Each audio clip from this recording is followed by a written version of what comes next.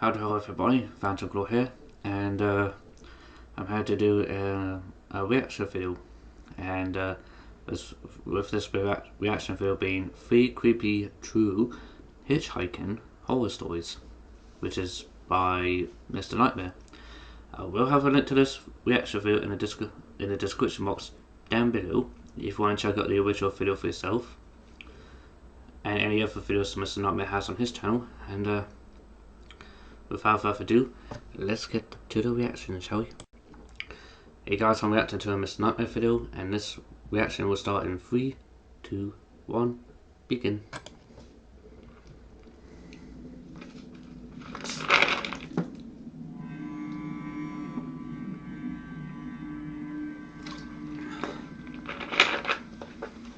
Shout out to these 3 people as well for submitting their stories.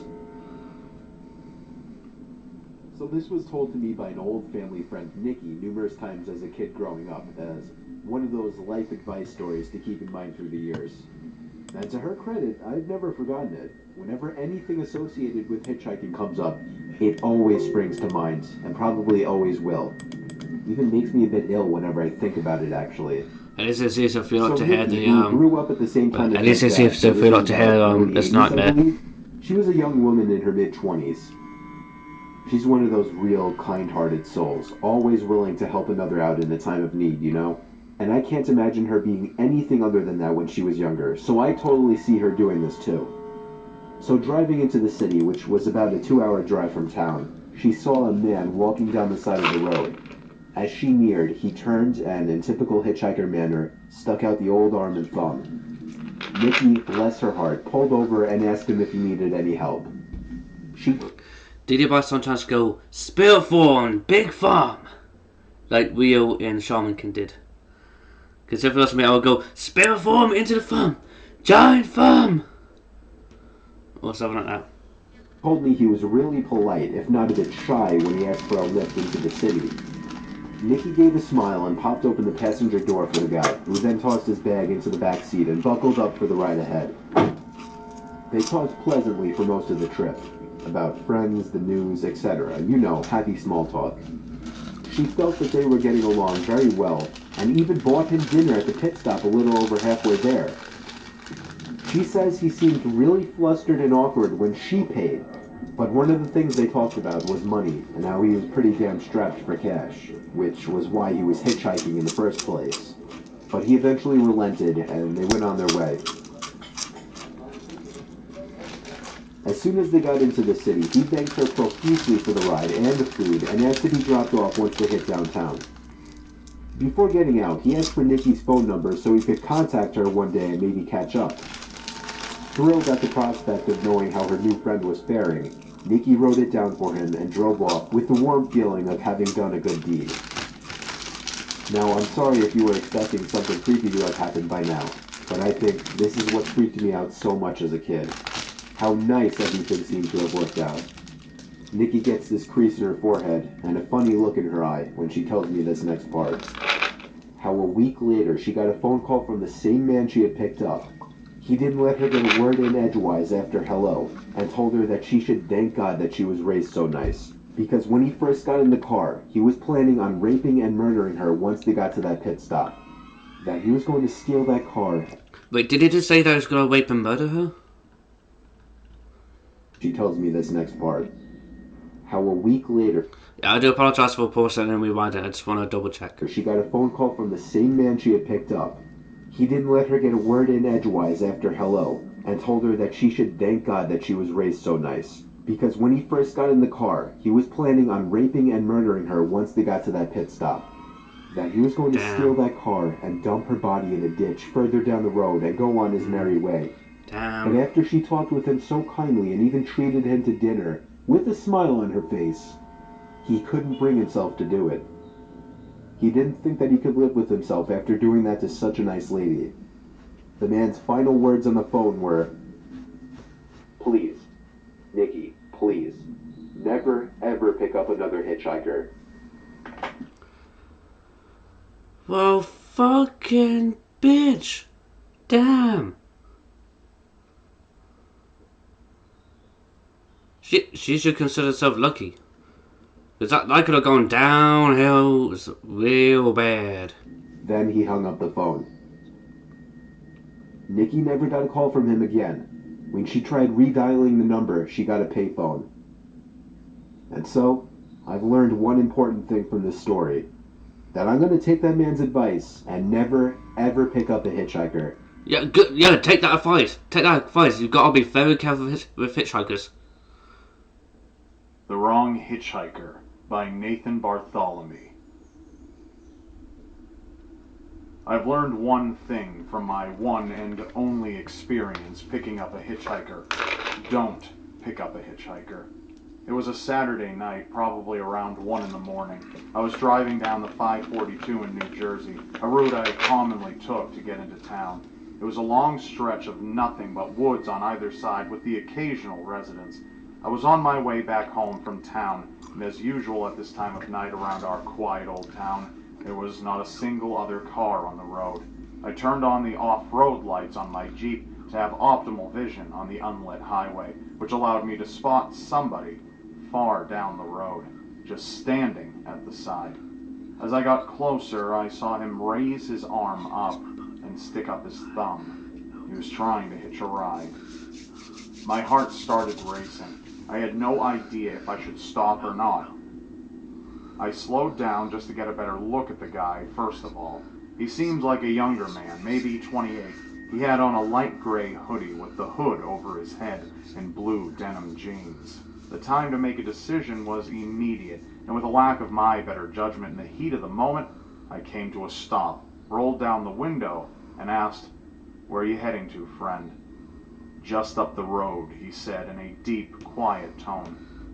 "Hop in," I called out the window. He opened the door to my Jeep and stepped inside slowly. Jeep Wranglers have very tight seals on the doors, so when he tried to close the door the first time, it didn't shut. I politely said, "Oh, the door didn't shut. Just open and slam it shut real hard. These doors are hard to close." The body language he was giving off in response was unsettling. About 3 seconds after I had finished my sentence, he looked at me, then turned his head slowly to the right, and again waited 3 or 4 more seconds before finally opening the door and then slamming it back shut. Yeah, By the there's way something this off guy with was this guy. moving, I already regretted my decision to Yeah, let something him off about in. that guy. I put my foot on the gas and we started moving along the road. The speed limit on this road was 55, but I was going 75 just to get the guy to his destination quicker. "So, how far did you say you're going?" There was an awkward gap of silence before he replied with, "Just a few miles up." I wanted to turn the radio on to kill this awkward and downright creepy silence, but something in my head told me not to for whatever reason. Suddenly, I could see just through the corner of my eye that the man had turned his head and was staring in my direction. At this point, I was telling myself that I needed to get this guy out of my car. For a good mile, I felt his gaze just hitting me like a brick, and all the while I tried my best not to look back. Finally, he turned his head the other way and said, "You know, I've been wondering for the longest time if it's just worth it to end it all." I looked at him in confusion. He dug his hand into his pocket and said, "I've been carrying this knife with me for the past few weeks, wondering when the right time would come." He pulled out a big red knife from his pocket, and at that instant I felt like my stomach had dropped out of my body. I told him to put the knife away immediately. He told me in a calm, emotionless voice, "Pull over next to that sign." I did what he said, coming to a stop next to a speed limit sign, and what followed still haunts me. He began to slit his forearm next to 3 other scars from previous assumed self-inflicted cuts and let out a disturbing moan. I managed to choke out the words, "You need to get out of my car right now, buddy." He looked at me again and said, I do apologise for sticking my middle fingers up. It says that this hitchhiker is really kind of creeping me out a bit. "Get out of the car." I want to show you something. I told him no, and he raised his knife up closer to me as an obvious threat. Just get out for a second. There's something I want to show you behind that sign. If you get out the car, leave the door on the driver's side open. That way you can get your butt back inside the car, slam the door shut, and then drive away the moment that guy gets out of the car and close the passenger door.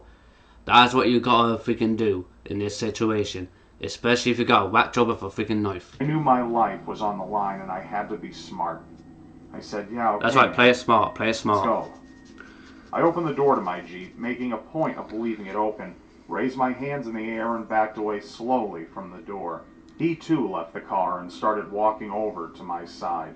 At the exact moment that he was directly behind the car, I jumped back in, threw it into drive, and floored it down. Smart move. Yep. Never.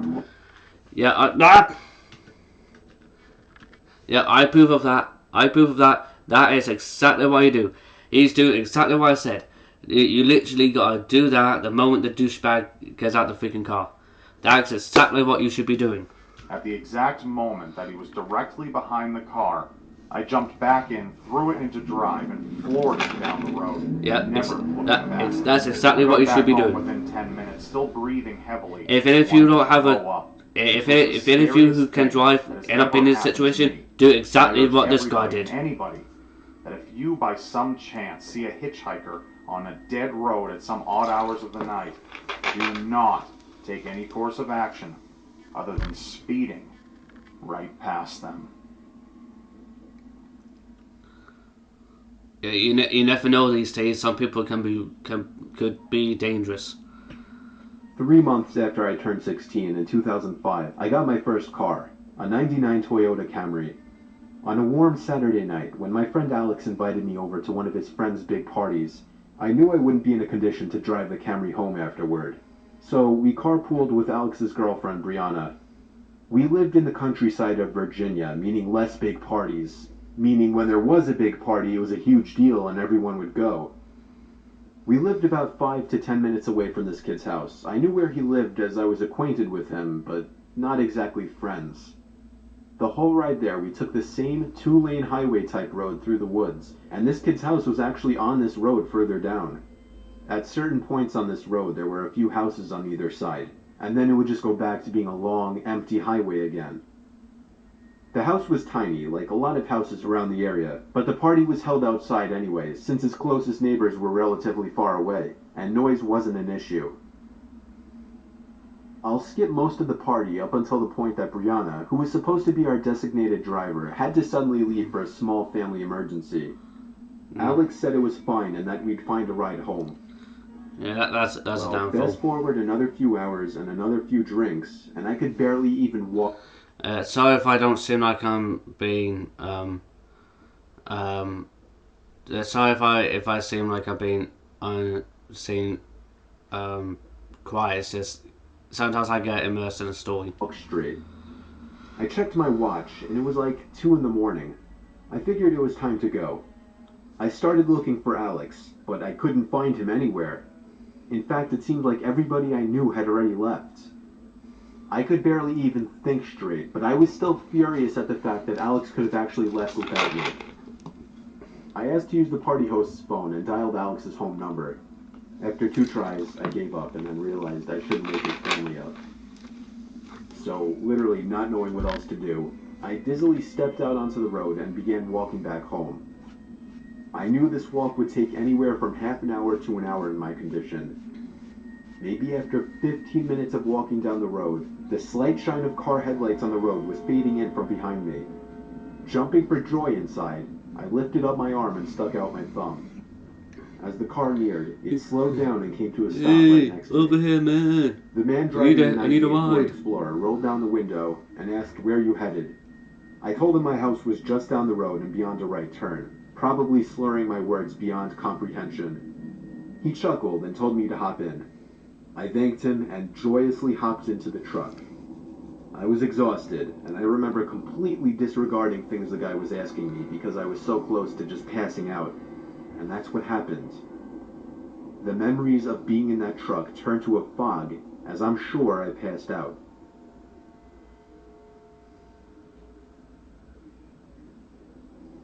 The next thing I remember, I woke up still in the moving truck. The guy looked at me and laughed, but didn't say anything. I looked around and realized the road we were on wasn't familiar. I nervously asked, where are we going? He then said, so what were you doing out this late anyway? As the man answered my very straightforward question with another irrelevant question, the sobering reality of the situation hit me.